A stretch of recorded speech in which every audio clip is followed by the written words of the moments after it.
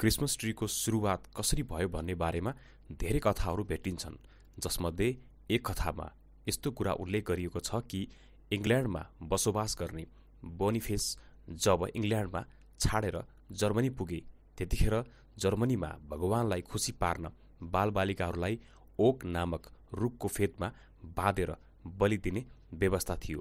यो प्रक्रिया दोहोरिँदै गएपछि बोनिफेसलाई असहाय भयो। त्यसपछि उनले बलि दिने गरेको रुखलाई काटिदिए। त्यसपछि काटिएको रुखमाथि अर्को हरियो रुख जोडे। यो भगवान यीशुको जन्म भएको स्थान हो, यसमा पूजा गरौँ भने। त्यसपछि उक्त जोडिएको रुखलाई स्थानीयहरूले फूलमाला चढाएर पूजा गर्न थालेको इतिहास भेट्न सकिन्छ। त्यहाँबाट सुरु भएको परम्परालाई मान्छेहरू पछि यस रुखमा जानुको सट्टा घरमै रुख लगाएर क्रिसमस ट्रीका रूपमा पूजा गर्न थाले। यसरी क्रिसमस ट्रीको इतिहास सुरु भएको इतिहासमा भेट्न सकिन्छ। आउनुहोस् कुरा गरौँ क्रिसमसको बारेमा।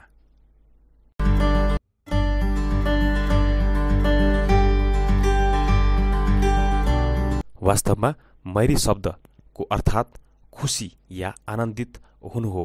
जर्मनिक र ओल्ड इङ्ग्लिसकोलाई मिलाएर मैरी शब्द बनाइएको छ। सिधै तरिकाले बुझ्ने हो भने म्यारी क्रिसमस भनिन्छ भने म्यारी र ह्याप्पी यी दुईटा शब्दको एउटै अर्थ हुन्छ, यानि कि खुसी हुनु वा आनन्दित हुनु। यसकारण क्रिसमसको शुभकामना दिँदा हामी ह्याप्पी को सट्टा म्यारी शब्दको प्रयोग गर्ने गर्छौँ।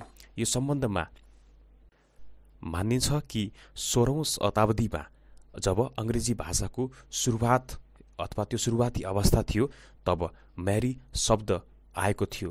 पछि 18औं शताब्दीमा र 19औं शताब्दीमा गएर यो अधिक प्रचलित हुन गयो र प्रसिद्ध साहित्यकार चार्ल्स डिकेन्सले म्यारी शब्दको प्रचलनमा ल्याइसकेपछि र म्यारी शब्दको सबैभन्दा बढी लोकप्रियता उनको आफ्नै बुक अ क्रिसमस क्यारोलमा गरेका थिए अथवा गरिएको छ। त्यसपछि ह्याप्पी शब्दको सट्टा म्यारी शब्द प्रचलनमा आयो। यस्तो मानिएको छ कि पहिले यानि कि 16औं शताब्दीभन्दा पहिले ह्याप्पी क्रिसमस शब्दको प्रयोग गरिन्थ्यो, तर पछि दुई शब्द एकअर्कासँग जुझ्ने भएकोले गर्दा र एकअर्कासँग मिल्ने नै भएकोले गर्दा ह्याप्पीको सट्टा म्यारी शब्द धेरै बढी प्रसिद्ध अथवा प्रचलनमा आएको थियो। तर पनि हामी क्रिसमसमा ह्याप्पी को सट्टा म्यारी शब्द जुन प्रचलनमा छ, हामी त्यसलाई प्रयोग गर्छौँ।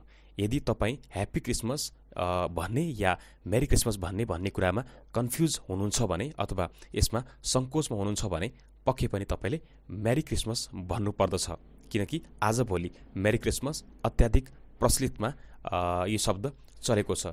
यसले एकअर्कालाई शुभकामना आदान प्रदान गर्दाखेरि दुवै शब्दको अर्थ एउटै भएकोले गर्दा मेरी शब्द नै प्रयोगमा ल्याउँदा ठिक होला। आजको दिन यानि कि क्रिसमसको दिनमा घन्टी बजाउने पनि एउटा प्रचलन छ अथवा रिवाज छ, जसलाई रिङ्गिङ बेल भनिन्छ। यो बेल सर्दीयाममा सूर्यको लागि पनि बजाइने एउटा मान्यता छ। यो खुसीको लागि हो। यसलाई मान्यताको रूपमा लिइन्छ कि घरमा घन्टीहरूलाई एकदम सजाएर राख्दाखेरि नकारात्मक ऊर्जाहरू टाढा हुन्छ र सेन्टा क्लोज को स्वरूप सेतो दाढी, लामो दाढी, त्यसपछि एउटा रातो रङको कपडा लगाउने र सेतो बर्डर जो भएको एउटा टाउकोमा टोपी लगाउँदाखेरि जस्तै उनी बुढा देखियोन्, त्यस्तो आजको दिन सेन्टा क्लोज बनेर उपहारहरू आदान प्रदान गर्ने मान्यता छ। मान्यता अनुसार सेन्टा क्रिसमसको दिनमा सिधै स्वर्गबाट धरतीमा आउने गर्छन् र उनी बच्चाहरूको लागि धेरै खेलौना, चकलेटहरू, फल, त्यसपछि यस्ता उपहारहरू, अनेकौँ उपहारहरू बाँडेर उनी फिर्ता स्वर्गतिर जान्छन्। परम्परामा त बच्चाहरूले सेन्टालाई क्रिसमस फादर पनि भन्छन्।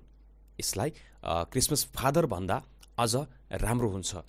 तर यसमा उनले हातमा एउटा घन्टी राखेका हुन्छन्। त्यो घन्टी उनले बजाएर बच्चाहरूलाई खुसी बनाउने काम गर्छन् र सेन्टा क्लज र जिङ्गल बेल को बिना यो क्रिसमस पर्वको कल्पना पनि गर्न सकिँदैन। अब त आजभोलि सेन्टा क्लजको हातमा पनि उपहार को साथसाथ एउटा घन्टी अथवा बेल हामीले देख्न सक्छौँ। विभिन्न प्राचीन युरोपियन दस्तावेजका अनुसार क्राइस्ट धरतीमा आउनु पूर्व नै यो हिउँदको महिनामा र मध्यमा आगो र प्रकाशको चाड मनाइने कुरा उल्लेख छ। समयसँगै आजको दिनलाई क्रिसमसका रूपमा मनाउन थालिएको हो। ईस्वी सम्वतका अनुसार हरेक वर्षको डिसेम्बर 25लाई क्रिसमसको रूपमा मनाइन्छ भने केही देशहरूले डिसेम्बर 24मा पनि मनाउने गर्दछन्।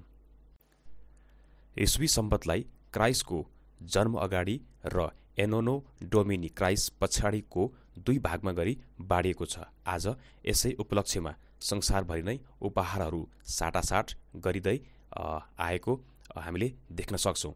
क्रिसमस रुख सिँगार्दै भोज आयोजना गरेर अनि गिर्जाघरहरूमा गएर क्रिसमस मनाइने भइरहेको छ। नजिकै जङ्गल हुने समुदायमा घरका पुरुषहरू जङ्गल गएर ठूला रुखका मुढाहरू काटेर ल्याउने र आँगनमा बालेर यो पर्व मनाउने गरिन्छ। क्रिसमसको ठूलो आकर्षण भनेको सान्टा क्लास हुन्। रातो टोपी लगाएका अनि सेतो दाढी जुङ्गा भएको मोटो घाटो ठूलो शरीरको साधुले सबैलाई उपहार दिने र खुसी बाँड्ने छन् भन्ने विश्वास छ। सान्टा क्लज प्रतीक्षामा आज धेरै केटाकेटीहरू राति अबेरसम्म सुत्दैनन्। कोही कोही व्यक्तिहरू सान्टा क्लज भेषमा उपहार र कोसेली बाँड्दै साट्दै हिँड्छन्। नाकको ठाउँमा गाजर, रातो मफलर र अङ्ग्रेजी ह्याट पहिरिएको हिउँ जम्मा पारेर बनाएको स्नोम्यान विदेशका हिमाली क्षेत्रहरूमा अत्यन्तै लोकप्रिय छ। त्यसबाहेक हिउँकै चरा बनाउने, हिउँमा खेल्ने अनि नाचगान गर्ने चलन पनि छ। चाडपर्वमा एउटा उत्साह हो जसलाई धर्मभन्दा पनि संस्कार, संस्कृति, सहृदयता अनि निशान्त खुसीको अभिव्यक्तिका रूपमा लिन जरुरी छ। नेपालीमा पनि धेरै इसाई धर्म मान्नेहरू र इसाई धर्मावलम्बीहरू पनि छन्। उहाँहरू लगायत सबैको लागि यो महान क्रिसमस रमाइलो भइराख्ने एउटा पर्व हो। अङ्ग्रेजीमा पढ्दा पढ्दा हामी नेपालीहरू सबैले ए फर एप्पल, बी फर बल पढिरहेका हौँ। यसै क्रममा एक्स फर एक्समस ट्री पनि पढेका छौँ। चित्रमा सिँगारिएको सानो धुपीको जस्तो देखिने च्याट्ट मिलेको यो रुख अर्थात् क्रिसमस ट्री आजको दिनमा प्राय देखिन्छन्। संयुक्त राज्य अमेरिकामा मात्रै 3 देखि 4 करोड यस्ता क्रिसमस रुखहरूको खरिद बिक्री गरिन्छ। आज खरिद गरिन्छ यो मान्यता छ। स्मरण रहोस्, यस्ता रुखहरू तयार हुनलाई कम्तीमा पनि 15 वर्ष अथवा 15भन्दा बढी वर्ष लाग्छ। चाडबाडमा परम्परागत रूपमा जनावरहरू मारेर खाने चलन मानव समुदायमा सर्वत्र छ। आज धेरै जनावरहरू र चराहरू, कुखुराहरू खानका लागि काटिन्छन्। हिउँदको मध्यबिन्दुमा जनावरहरूलाई चर्न पठाउन गाह्रो हुने र गोठालोहरूले काटेर घाँस या पराल ल्याउन पनि गाह्रो हुने भएकोले यसरी जनावरहरू काटेर सङ्ख्या घटाइने तथ्य पनि विभिन्न पुस्तकहरूमा उल्लेखित पाइन्छ। क्रिसमसको लागि इसाई मुलुकहरूमा 1 महिनादेखि नै क्रिसमस महिनाको रूपमा विशेष कार्यक्रम हुने गरेको छ। यो पर्व मनाइनुका विषयमा विभिन्न तर्क अगाडि आउने गरेका छन्। भारतको धर्म संस्कृति सम्बन्धी विषय समेट्ने वेब दुनियाँले भने यस विषयमा नयाँ तथ्य फेला पारेको छ। उसका अनुसार क्रिसमसमा पर्वको इतिहास धर्मावलम्बीहरूले पूजा गर्ने, त्यसमध्ये हिन्दू धर्मावलम्बी अझ विशेष भगवान सूर्यसँग जोडिएको छ। जिसस क्राइस्ट कुन दिन जन्मेका थिए भन्ने विषयमा कुनै पनि इसाईहरूमा एकमत छैन। 25 डिसेम्बर जन्मिएको सम्झनामा क्रिसमस मनाउन थालिएको कसैको तर्क छ भने कोही यसबाट स्वीकार गरेका छैनन्। जब इसाई धर्म अन्यत्र युरोपबाट पुगेको थियो त्यहाँ पहिलेदेखि नै सोही प्रकृतिको संस्कृति मनाउँदै आएको थियो। तर युरोपका मानिसहरूले आफ्नो राष्ट्रिय पर्व भने 25 डिसेम्बरको दिनलाई मान्ने गरेको पाइन्छ, किनभने त्यहाँ त्यस बेला 25 डिसेम्बरबाट सूर्य उत्तरायण भइदिन लामो सुरु हुने भएकोले उनीहरूको सूर्यको पुनर्जन्मको रूपमा 25 डिसेम्बरलाई एउटा तारिखलाई आफ्नो पर्वको रूपमा मनाउँदै आएका अथवा मनाउँदै आएको पाइन्छ।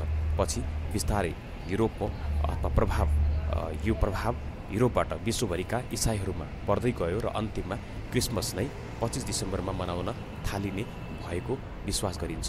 आखिर को हुन् त जिसस क्राइस्टका 12 अथवा 12भन्दा बढी शिष्यहरू, जसले आफ्नो धार्मिक ज्ञान बाँड्दै गएपछि अन्तिममा उनले पनि सोचे कि ईश्वरको ज्ञान बाँड्नको लागि त मैले कोही न कोहीलाई त खटाउनै पर्छ।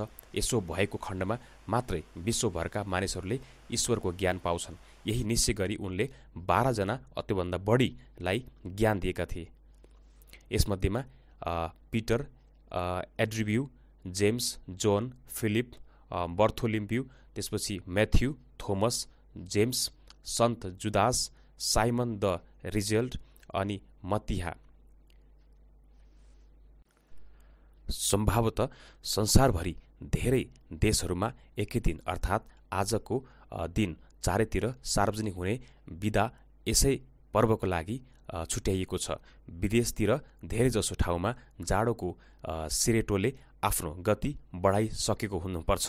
हिउँद आऊ अथवा हिउँददेखि यो चिसो बढेको कारणले गर्दाखेरि सिरेटो बीचको यो पर्व क्रिसमसका धेरै पाटाहरू हिउँसँग जोडिएका छन्। क्रिसमसको यो पावन पर्वको उल्लास एउटा क्रिसमसको गीतको सरल नेपाली अनुवादबाट सुरु गरौँ, जो कि हाम्रो पात्रोबाट साभार गरिएको छ। बाहिरको चिसो भयावह छ, तर बालेको आगो न्यानो छ। आज जान पर्ने कुनै ठाउँ छैन, पारिदेऊ हिउँ पारिदेऊ। अघेना छेउ बस्या छु, हिउँ नरोकिए पनि ठिकै छ। भट्नालाई मकै ल्याएको छु, सेन्टा क्लसले इच्छा पुरी गरिदिउन्। यही सबैमा मेरी क्रिसमस छ।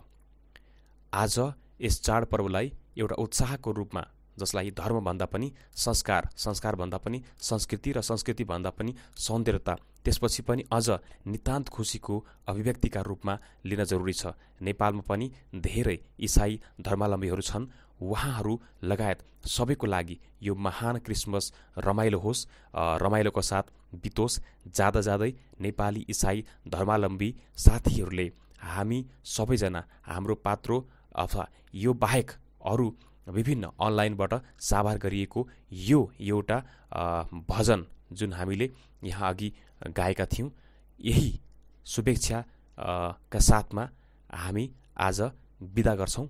धन्यवाद।